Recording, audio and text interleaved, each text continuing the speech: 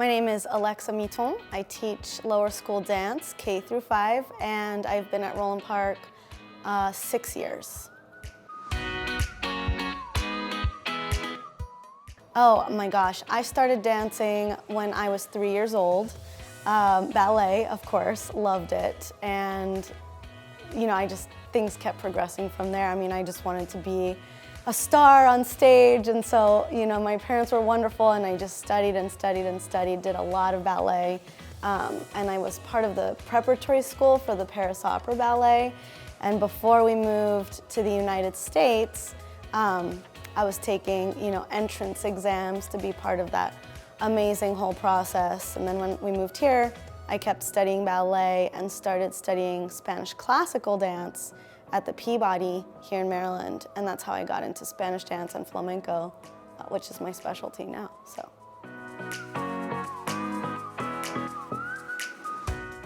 When I moved to Maryland, I was freelancing as an artist a lot, working in New York, DC, Philly, California, all over the country as a solo artist.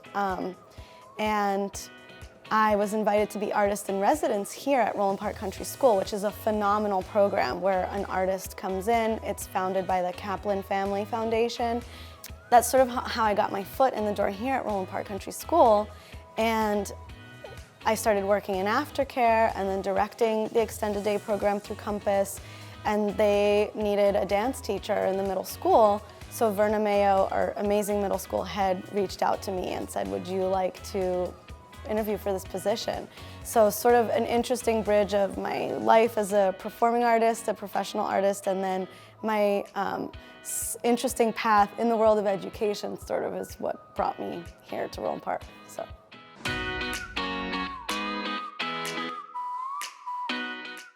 I love the realness of flamenco, the rawness of flamenco, and I love how it really speaks to the human condition, and it's very powerful that way. So it's powerful for me to teach it here at Roland Park.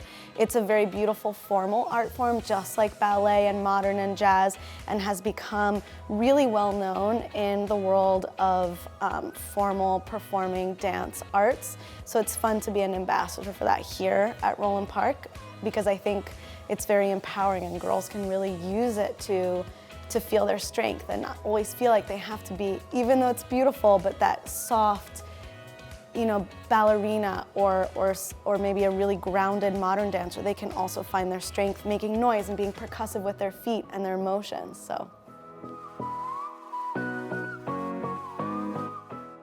These girls are also amazing.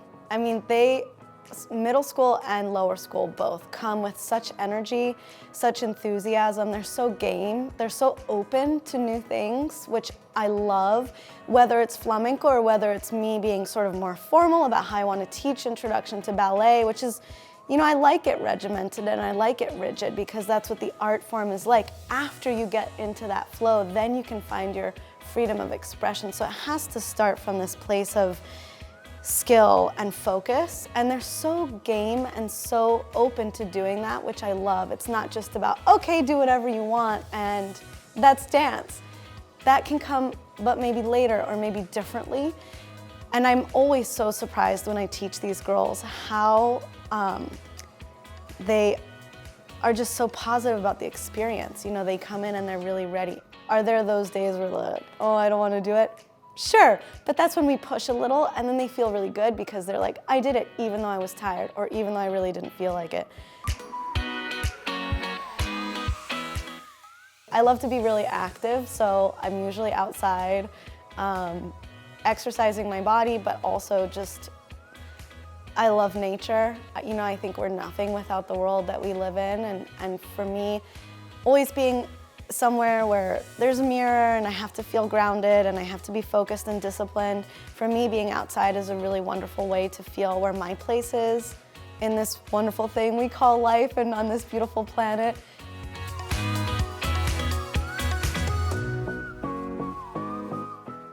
So Clovis was the first king of France. I think it'd be really interesting to have a conversation with him. What I would talk about, I have no idea. But that would be really cool. Let's see. Winston Churchill might be somebody really interesting, just because my father grew up at the end of World War II, so that's really, especially in France, it'd be interesting to get a, cup of tea with Winston Churchill. He probably would have something a little stronger than tea. Oh, coffee. Oh gosh. A beach with a mountain. A dog.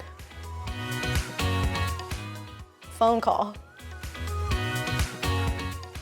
Cake, definitely cake.